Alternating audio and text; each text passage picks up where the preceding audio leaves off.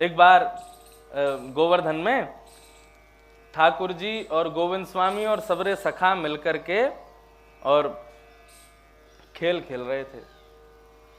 क्या खेल रहे थे? उसको हमारे यहाँ तो बोलते हैं दुबका धाई है, कहीं कहीं बोलते हैं आइस पाइस है। छुप जाओ और फिर दूसरा तुमको ढूंढेगा। एक बार ठाकुर जी खेल रहे थे गोवर्धन में, गिरी कंदरा में। तो गोविंद स्वामी जी को दाव आया तो गोविंद स्वामी जी तो बड़े चतुर, ठाकुर जी की सुंदर इत्र की महक से ही पहचान गए ठाकुर जी कहाँ छुपे। सूंघते सूंघते पहुंच गए, सो ये गिरी कंदरा में जाके उन्होंने ठाकुर जी को जाके पकड़ लिया, हल्ला मचा दिया, अरे भैया गोपाल पे दाव आई है, अब ठाकुर जी पे दाव आई है। तो ठाकुर जी को जब नंबर आया तो ठाकुर जी गए बाहर और सबरे ग्वाल बाल भीतर, 1 से 10 तक गिनती करो और 10 तक गिनती करने के बाद में फिर ढूंढवे जाएंगे ठाकुर जी। अब ठाकुर जी भी बड़े चतुर हमारे ठाकुर जी, क्या करें, जब तक दूसरे पे दाव है तब तक तो ठाकुर जी खूब प्रेम से खेलें, लेकिन जैसे ही ठाकुर जी पे दाव आ जाए तो ठाकुर जी को जब नंबर आया हो पकड़वे को तो 1 से 10 तक गिनती करने लगे जोर जोर से चिल्ला के, और करते करते करते करते ठाकुर जी वहां से खिसक गए और जाके मंदिर में जाके व्यवस्थित है गए। बोले छुपे रहो, मैं ना आ रहा हूं ढूंढवे। गोविंद स्वामी बहुत देर रह गई खड़े खड़े, बोले भैया कोई पकड़ो गए हो कि नहीं। एक दूसरे गिरी कंदरा में जा करके देखा, क्यों रे कहाँ गए हो गोपाल? बोले आए ना अभी तक, मुझे लगी तुम पकड़े गए होंगे। बोले मुझे लगी तू पकड़ो गए होगा। देखते देखते पूरी गिरी कंदरा में जितने छुपे सगा सब प्रकट है गए। बोले भैया कहाँ गए हो लाला? बोले लाला के पते ही ना है।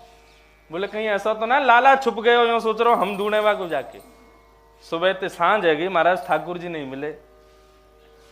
गोविंद स्वामी बोले कहाँ है, अब तो उत्थापन को समय है गयो, वहां गुसाई जी जो है का बढ़िया आरती को भाव प्रस्तुत कर रहे होंगे और ठाकुर जी के उत्थापन को समय है गयो, और ये लाला पतो ना कहाँ चलो गयो है, कैसे करें। इतने में ही बोले कि एक बार एक काम करो ना, मंदिर में ही जाके देखो कहीं वहीं तो छुप के नहीं बैठो। सब जाकर के जैसे ही मंदिर में पहुंचे तो क्या देखो, बोले कपाट जैसे खुले, सामने लाला खड़े हुए हैं नीचे नजर करके और गुसाई विठलनाथ जी आरती कर रहे हैं। गोविंद स्वामी ने दूर से जब निहारा बोले कि देख कितना चतुर है, हम लोगन की दाव आवे तो छुप छुप के खूब बढ़िया प्रेम से खेले, खुद की दाव आई है तो भग के मंदिर में आ गए। ठाकुर जी को बाहर द्वार से सुनाने लगे, बोले रुक जा छलिया तो देखूंगा कभी तो निकल के आवे को बाहर। गोविंद स्वामी ने पद गाया यहाँ पर और ठाकुर जी को सुनाते हुए पद गाया। बोले कहा दाव ले आयो भाज गमार। गोविंद स्वामी कह रहे हैं दाव ले आयो भाज गमार, और खोल केवार धसो घर भीतर सिखाई दिए दरबार। क्यों? गोविंद स्वामी जब चिल्लाने लगे तो दरबानों ने भगा दिया गोविंद स्वामी को। बोले क्या कह रहे हो उल्टा सीधा ठाकुर जी को? तो दाव ले आयो भाज गमार, खोल केवार धसो घर भीतर सिखाई दिए दरबान। अपने दरबानन को सिखाई दियो, खुद भीतर जाके बैठ गयो है, लेकिन कभी तो निकसे को बाहर, कभी तो आवे को बाहर। ऐसी दिंगो मार, ऐसी मार दूंगा तो बाहर तो निकल के आए एक बार। और जिस मार्ग से ठाकुर जी नित्य खेलने जाते थे उसी मार्ग पे डंडा लेके गोविंद स्वामी बैठ गए। बोले तब तक नहीं हिलूंगा जब तक आवेगो नहीं, और कभी तो आवेगो। गोविंद प्रभु से बैर करके सुखी ना सोवे यार, तो कुछ सुन नहीं दूंगा आज मैं। आज जो तेने हमारे संग किया है लाला, तो को बता के मानूंगा मैं। अब तो ठाकुर जी भीतर आरती हो रही है, विठलनाथ जी आरती कर रहे हैं और ठाकुर जी के हाथ कांप रहे हैं वहीं पे। विठलनाथ जी आरती करते करते बोले लाला कहाँ पे छू, कभी इधर नजर घुमा में, कभी सामने नहीं देख रहे। गोविंद स्वामी खड़ो है। अनोसर करके विठलनाथ जी ने प्रणाम करी। बोले लाला कोई कष्ट आपको?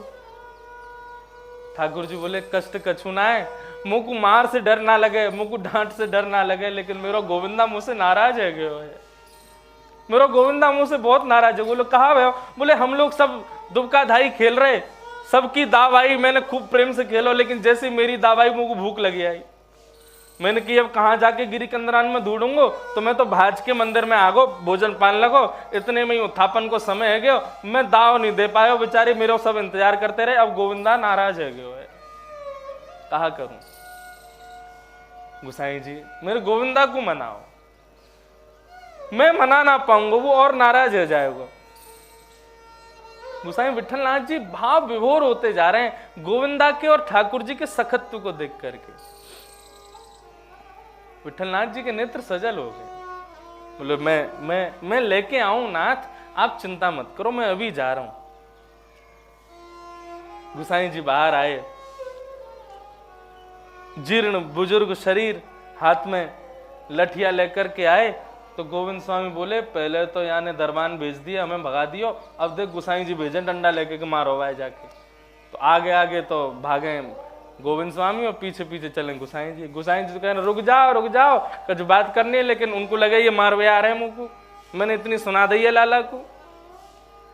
जैसे तैसे गोविंद स्वामी रुके। गुसाई जी ने कही, बोले देखो तुम्हारा और लाल जी को सखत्व भाव है, मैं बीच में विक्षेप ना देना चाहूं, लेकिन भैया नेक येऊ भाव रखे कर कि लाल जी को श्रम नहीं हो, बहुत उदास है गए, कछु खा ना रहे, कछु पी ना रहे, अब ऐसे मत कर, चल नेक लाल जी को मना ले। गोविंद स्वामी खींच के बैठे, बोले आज ना जाऊंगो, आज ना जाऊं, यार उठन दो, यही तो हम चाहें, गोविंद प्रभु से कब तक बैर करके सुखी ना सोवे यार, आज या को सुख तो सोन नहीं दूंगा मैं, और या करन दो आज याने बहुत बुरा किया हमारे संग। अरे नाथ है तो फिर हमको काई को सखा बनायो, और जब हम सखा हैं तो फिर हमारे सुख को विचार क्यों ना करे, खुद को खेल होवे तो खेले प्रेम से, और जब हमारी बारी आवे तो भाग जाए वहां से। गोविंद स्वामी बोले अच्छा ठीक है, कोई बात ना है, अब तो ठाकुर जी है ना, सुख को विचार कर, चल गोविंदा। गोविंद स्वामी आ गए और गोविंदास आकर के टेढ़ी नजर से ठाकुर जी को देख रहे हैं, और ठाकुर जी ऊपर खड़े हैं, नेक गोविंदा को देखें, फिर इधर नजर कर लें, फिर देखें, फिर नीचे देख लें, बोले नाराज है आज मुझसे। तब गोविंद स्वामी ने ठाकुर जी के सन्मुख पद गाया, लाला बहुत उदास है गए, तो अब ठाकुर जी को नेक मना लियो जाए, ठाकुर जी को नेक सुख दियो जाए। कोई और राग ले।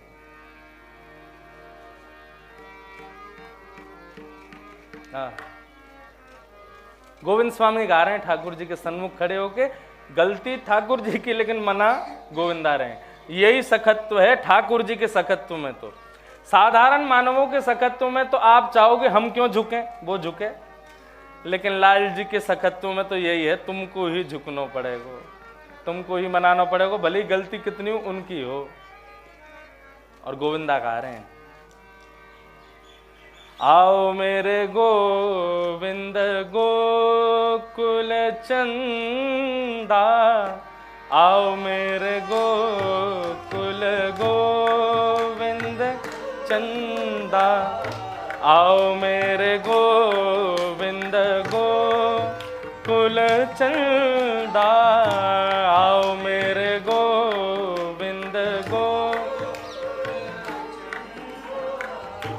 माई बड़ी बार खेलत यमुना तट, माई बड़ी बार लत माई बड़ी खेलत यमुना तट, माई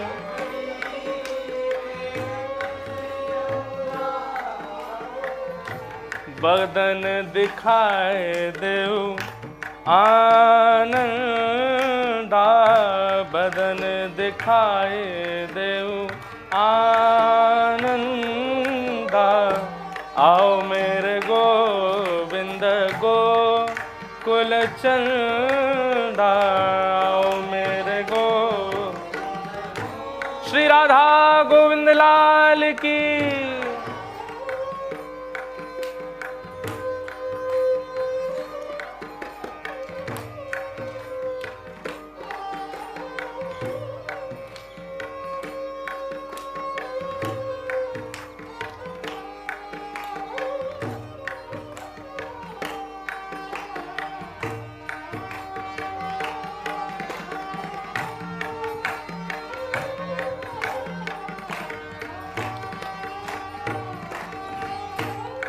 लाला अब रूठो मत।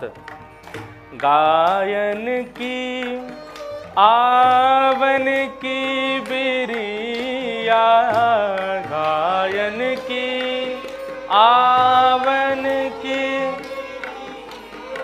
गैयान के आवे को समय है गयो लाला।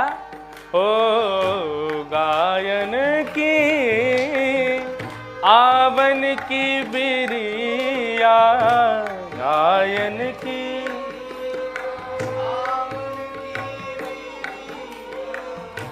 दिन मन किरण होत अति मंदा, दिन मन किरण होत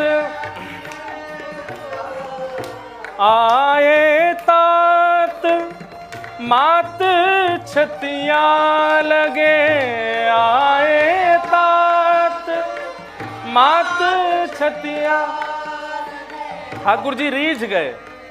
भाव तो गा रहे हैं कि ठाकुर जी गैया चरा करके लौट रहे हैं, लेकिन गोविंद स्वामी इस भाव से रिझाना चाह रहे हैं, तो इस भाव से रीझ करके ठाकुर जी आकर के पहले गोविंद स्वामी के गले लगे, पहले हृदय से लगाए, फिर गोसाई श्री विठलनाथ जी को हृदय लगाए, क्योंकि वे यशोदा स्वरूप हैं। हो आए तात मात छतियाँ लगे, आए तात गोविंद प्रभु ब्रज जन सुख कंदा, गोविंद प्रभु ब्रज जन सुख कंदा। आओ मेरे गोविंद गोकुल चंदा, आओ मेरे गोविंद, आओ मेरे गोविंद गोकुल चंदा, आओ मेरे गोविंद गोकुल।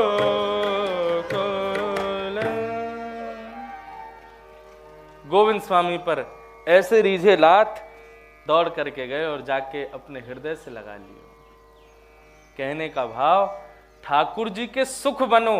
ठाकुर जी को सुख मानना तो ठीक है, एक भक्ति का प्रारंभ है कि वे हमारे सुख हैं, हमको उनके बिना चैन नहीं, उनको देखे बिना चैन नहीं, उनको उनके श्रृंगार किए बिना चैन नहीं, उनके भोग लगाए बिना चैन नहीं। ये ठीक है, भक्ति को प्रारंभ है, लेकिन यहाँ से आगे कहाँ जाओगे? नित्य उठानो, श्रृंगार करनो, भोग लगानो, सुलानो, आरती करनो, जप करनो, नाम जप करनो, स्मरण करनो, कथा सुनानो, ये सब तो ठीक है, आपके प्रारंभ में है गए, लेकिन कब तक यही स्थिति में रहोगे? स्थिति कहीं तो परिवर्तित होनी चाहिए, और परिवर्तित या भाव से हो कि पहले तुमने ठाकुर जी को सुख मानो, अब तुम ठाकुर जी के सुख बनो। सत्संग करके, संत जनन के संग करके, सुंदर कथा वार्ता सुन करके अब नित्य ये विचार करो, मैं ऐसा कहा करूं जैसे ठाकुर जी को सुख लगे।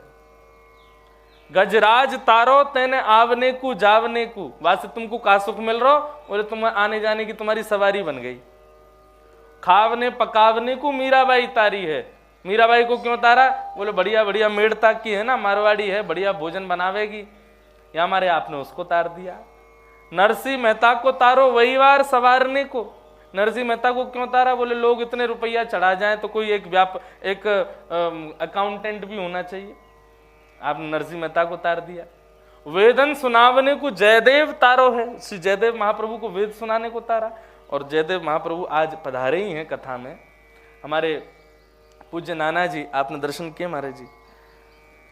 हमारे पूज्य नाना जी, रोहित भैया ने भी किए होंगे, पंडित श्री कृष्णलाल शास्त्री जी। ये जो अष्ट सखा और श्रीनाथ जी के प्रति जो मेरो भाव है ना, श्री वैष्णव रामानु संप्रदाय में हेते वह भी हम पुष्टि की सेवा करें, इतनो भाव जो ठाकुर जी के प्रति है, ये नाना जी की देन है। वे पुष्टि मार्गीय वैष्णव थे, उन्हीं की कृपा से अष्ट सखान सो प्रेम भयो। उनने ही हाथ पकड़ के अष्ट सखान के हाथ में दे दियो, लाला इन सखान के गुणगान गावेगो, ठाकुर जी तो को स्वीकार कर लेंगे। और पहलो पद ही उनने गवायो, गोवर्धन वासी सांवरे तुम बिन रहो ना जाए। पहलो पद नाना जी ने वही सुनायो, उनने ही गवायो। तो वे कहते कि लाला जब कथा में सहज कोई भक्त को स्मरण हो तो ऐसा मानना चाहिए कि वो भक्त अपनी दिव्य चेतना से कथा में आयो है। और जयदेव महाप्रभु, मुझे हमारे भैया बता रहे थे कि जो कनक वृंदावन के इस राधा माधव मंदिर में जो ठाकुर जी विराजमान हैं, ये श्री जयदेव महाप्रभु के सेवित ठाकुर जी हैं, श्री राधा माधव ठाकुर जी, जिनका आप लोग मंगला में दर्शन करते हैं। जयदेव महाप्रभु कौन? महाकवि जयदेव, जिन्होंने गीत गोविंद गाकर के श्री जगन्नाथ महाप्रभु को रिझाया। श्रित कमला कुच मंडल धृत कुंडल कलित ललित वनमाल। हर बार तो जयदेव महाप्रभु जाकर के ठाकुर जी को निवेदित करते हैं, हर पद हर अष्टपदी को ठाकुर जी को निवेदित करते हैं। लेकिन आज जगन्नाथ महाप्रभु के मंदिर में जाकर के जब जयदेव महाप्रभु ने गाना प्रारंभ किया, श्रुत कमला कुछ मंडल धृत कुंडल कलित ललित वनमाल, वनमाल तक पहुंचे थे कि भीतर बैठे जगन्नाथ जी कहने लगे, बोले आज जय जगदीश हरे नहीं, आज तो जय जय देव हरे। हे जयदेव, आज तो तुम्हारी जय हो। ये पद अष्टपदियों में जो ये भाव है जय जय देव हरे, इसमें अब स्वयं कवि अपना ही नाम क्यों गाएगा जय जय देव हरे? ये तो श्री जगन्नाथ जी गा रहे हैं। पूरे पद का जो प्रारंभ है वो जयदेव महाप्रभु गा रहे हैं, लेकिन पद का जो विश्राम पद आता है वो श्री जगन्नाथ जी गा रहे हैं, जय जय देव हरे। ऐसे महाकवि जयदेव भक्तमाल जी में कहते हैं, ता सुनवे राधा रमण अवस पधारे, ऐसे ही छप्पे है। जो कोई भी जयदेव महाप्रभु के कृत गीत गोविंद का नित्य पाठ करता है तो ठाकुर जी निश्चित ही सुनने के लिए उसको आते हैं। आसन दो तो आसन पर बैठ जाएंगे, कहीं आसन मत दो तो तुम्हारे ऊपर बैठ के सुन लेंगे, लेकिन सुनेंगे जरूर। इतना प्रिय है श्री जयदेव महाप्रभु का पद। तो देखो, अब जयदेव महाप्रभु की जो कृति है वो किसको सुख देती है? जगन्नाथ जी को सुख देती है। यही तो सकत्व है, तुम उनके सुख बनो। जगन्नाथ महाप्रभु के एक दिन दर्शन खुले तो पूरे नेत्रों पर महाराज अगल बगल में छिले हुए ठाकुर जी, वस्त्र फटे भये, कहां से सब गोस्वामियों ने जाकर के, अर्चकों ने जाकर के प्रार्थना करी, हे महाप्रभु आपके अंग प्रत्यंग पर इतने निशान और ये वस्त्र इतने विदीर्ण क्यों हो गए? कहाँ गए थे आप? किसने किया? कहीं कोई गर्भगृह में चूहा चूहिया तो ना घुसया है जो आपके वस्त्रन को खा गए हों? महाप्रभु हंसने लगे, बोले नहीं नहीं नहीं, ये किसी और का भाव नहीं है। तो बोले फिर आपके अंग प्रत्यंग पर इतने ऐसा क्यों लग रहा है? कहीं आप कहीं दौड़ भाग के आए हो, कहीं से छिलछिला गए हो, वस्त्र वस्त्र सब विदीर्ण पड़े? तो महाप्रभु कहते हैं, बोले एक माली है हमारे जगन्नाथपुरी में, और वह माली की जो कन्या है वो गीत गोविंद का पाठ करती है। और कहाँ पाठ करती है? बोले जब अपने बगीचा में जाती है, फूलों के बगीचा में, वहां जाकर के उस पाठ को करती है। अब मेरा तो भाव है कि जब भी गीत गोविंद को पाठ हो मैं तो दौड़ के सुनवे जाऊं, लेकिन वो ऐसे स्थान पर जाकर के गावे कि वहां इतने सारे कांटे हैं कि मैं जैसे ही गीत गोविंद सुनता भयो, भाव विभोर है तो भयो, वा सघन कुंज में प्रवेश कर जाऊं तो अगल बगल के पौधान में लगे कांटे से मेरे सवरे वस्त्र विदीर्ण है जाए। ऐसा सुख प्रदान करें श्री जयदेव महाप्रभु। बंधुओं, जयदेव महाप्रभु से लेकर के गोस्वामी तुलसीदास तक सबके भाव को यदि आप देखोगे तो सबने पहले अपने सुख से प्रारंभ किया, लेकिन अपने विश्रांति तक ठाकुर जी के सुख पर आ गए। तो ये जितने भी थे सब ठाकुर जी के अर्चक हों, दास हों, सब ठाकुर जी के सखा बन गए। आज तक नित्य ठाकुर जी की उपासना अर्चना इन्हीं वैष्णवों की कथनी, इन्हीं वैष्णवों की लेखनी, इन्हीं वैष्णवों के भाव से होती है। देख लो आप, मानस के भाव से ठाकुर जी की सेवा होती है, अष्ट सखाओं के पदों के भाव से ठाकुर जी की सेवा होती है, जयदेव महाप्रभु के गीत गोविंद के भाव से ठाकुर जी की सेवा होती है, मीराबाई के पदों के भाव से ठाकुर जी की सेवा होती है। क्यों? क्योंकि ठाकुर जी के सुख ये बन गए। तो ठाकुर जी के सुख का विचार करो, ठाकुर जी के सुख का भाव रखो, तुम ठाकुर जी के सुख बन जाओ, ये विचार है। और सखा का 7वां लक्षण होना चाहिए, सम रहे, समत्व। ठाकुर जी के सखा में अन्यस्य दोष गुण चिंतनमाशु मुक्त्वा, दूसरों में दोष गुण देखने की इच्छा ठाकुर जी के सखा में नहीं होनी चाहिए। ये अच्छा है, ये बुरा है, ये सुंदर है, ये कुरूप है, ये धनवान है, ये निर्धन है, ये बड़े हैं, ये छोटे हैं, ये विद्वान है, ये बुद्धिहीन है। इस प्रकार से समाज के प्रति ये दो भाव ठाकुर जी के सखा के भीतर नहीं होने चाहिए। ठाकुर जी का सखा तो समत्व भाव में रहे, सबके प्रति समता रखे, क्योंकि ठाकुर जी स्वयं सम हैं।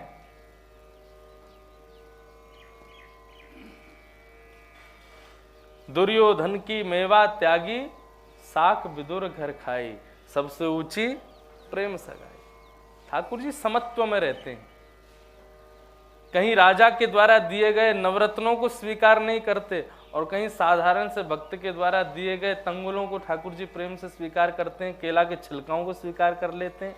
भाव प्रधान देखते हैं ठाकुर जी, ये नहीं देखते कौन श्रेष्ठ और कौन सूक्ष्म।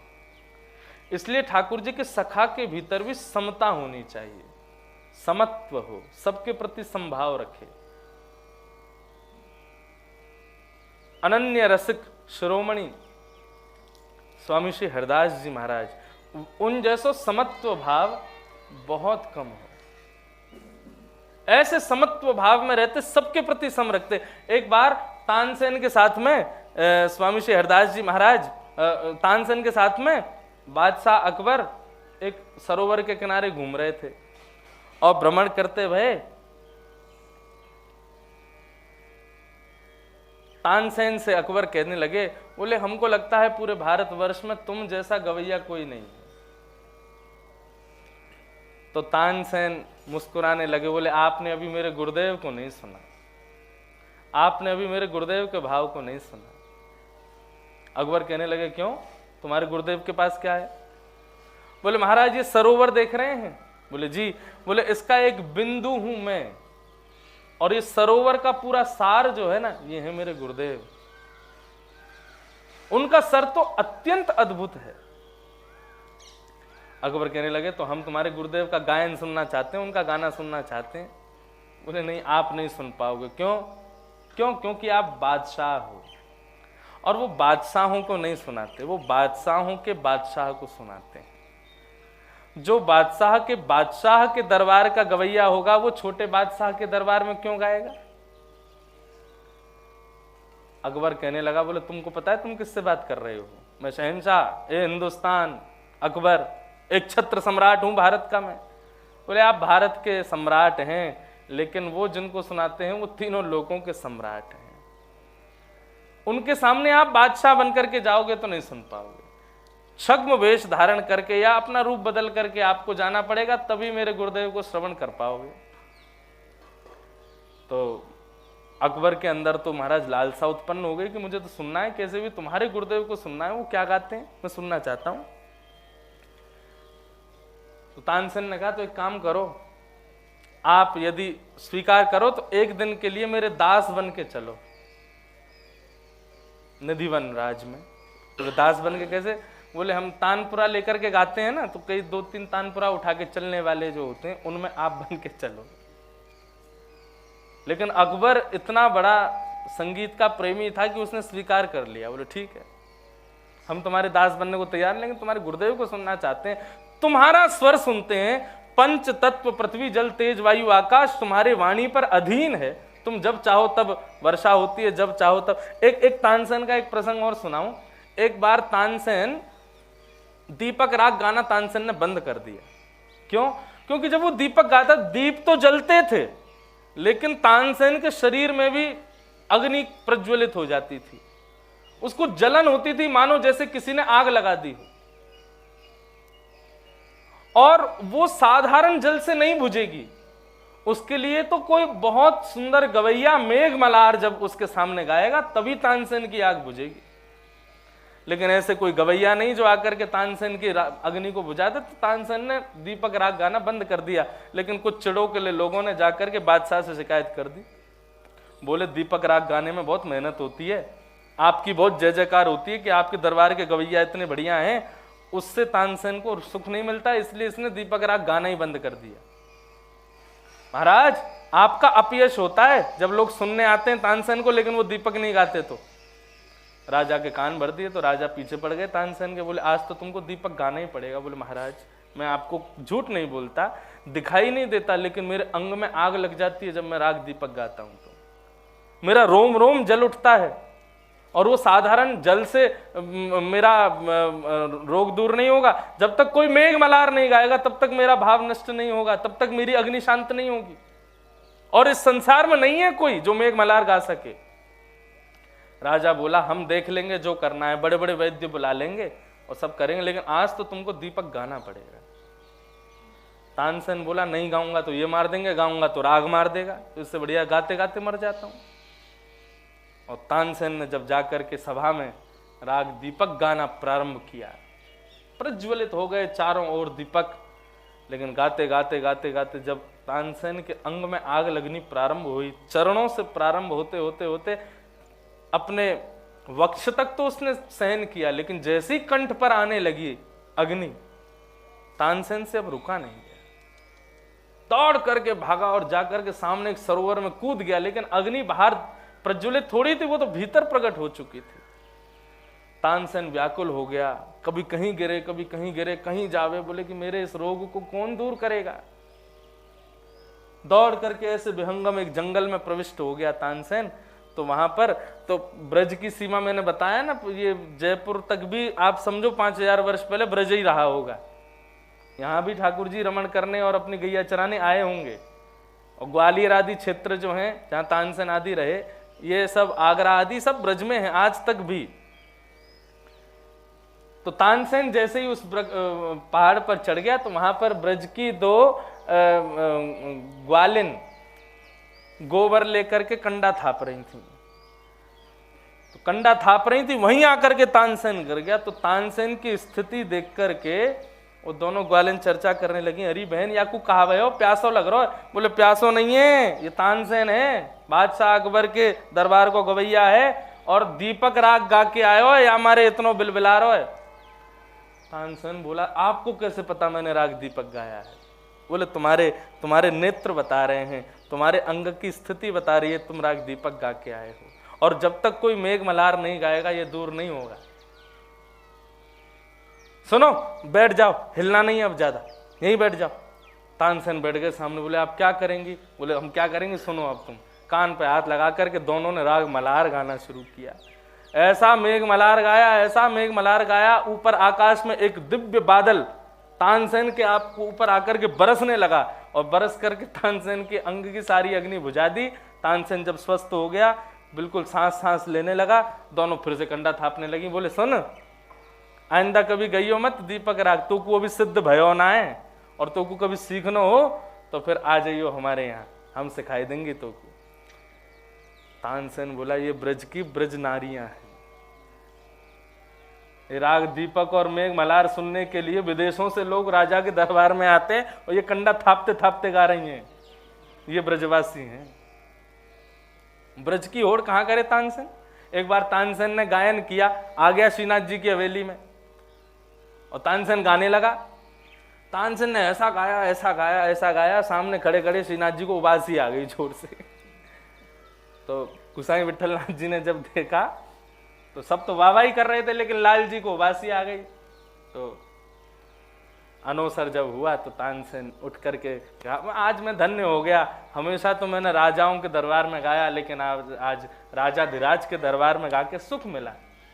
गुसाई जी आए और सुंदर सी एक पोटली, बढ़िया वस्त्र की, बहुत महंगा वस्त्र, उसकी पोटली बनाई और उसमें 1 आना डाल करके तानसेन को दे दिया। बोले ये भेंट है हमारे ठाकुर जी की। तानसेन ने जैसी भेंट देखी तो कपड़ा तो था कम से कम 100 आने का, और उसके अंदर पड़ा था 1 आना। आश्चर्यचकित हो गया, गुसाई जी से पूछने लगा, बोले आपने कैसी भेंट दी मुझको। गोसाई जी बोले क्योंकि तुम राजा के दरबारी गायक हो इसलिए तुमको बहुत महंगे वस्त्र में हमने तुम्हारा सम्मान रखा, लेकिन भीतर जो दक्षिणा है वो हमारे दरबार के गायकों के सामने इतनी ही है तुम्हारी, एक आने, इसलिए वो दिए। बोले सुनना है, भाव सुनना है? बोले सुनवाओ महाराज। तो ऐसी जैसे आप बैठे हो ना सभा में, ऐसी में अष्ट सखा इधर उधर कहीं बैठे थे जो थे, तो गोसाई जी ने इशारा किया, आओ गोविंदा, उठ के आओ, सुना। गोविंदास जी जब उठे तो तानसेन बोला ये तो मेरा सबसे सुंदर श्रोता है, जब मैं गा रहा था सबसे ज्यादा वाह यही कर रहा था। बोले हमने किया को स्वर सुनो। जैसे गोविंदास जी आए, आकर के बैठे तो गोसाई जी ने आज्ञा की वो सुनाओ। और महाराज राग देश में गाना प्रारंभ किया श्री गोविंदास जी ने, और तानसेन बैठ करके सुन रहे हैं। प्रीतम प्रीत ही सौंपे हैं, प्रीतम प्रीत ही। आहा, भीतर खड़े हुए ठाकुर जी भी झूमन लगे गोविंद के स्वर को सुनकर के। तानसेन का रोम रोम नृत्य करने लगा, नेत्रों से अश्रुपात होने लगा एक स्वर सुनकर के, क्योंकि अष्ट सखाओं के भाव में सब रीझ हैं, इसलिए वो नहीं गाते। बोले केवल हमारा नाथ रीझ जाए बस, इसलिए गाते हैं। तानसेन का भाव क्या है कि सब वाहवाही करें, सब रीझ जाएं, मेरे गायन को सुन के सब मेरी जय जयकार करें, लेकिन अष्ट सखा इस भाव से नहीं गाते, वो इस भाव से गाते हैं भीतर बैठो हमारा जो नाथ है वो रीझ जाए बस। रूठे चाहे राजा वासे कछु ना काजा, एक तू ही महाराजा और कौन पास जाएंगे। रूठे चाहे भाई वासे कछु ना भलाई, एक तू ही है सहाई और कौन को सराएंगे। रूठे चाहे शत्रु और मित्र आठों याम, एक तेरे चरणन के नेह को निभाएंगे। जग सारा झूठा एक तू ही है अनूठा, रूठ जाए चाहे सारा जग पर तू ना रूठा चाहे। आप मत रूठो लाल जी, आप सदा प्रसन्न रहो।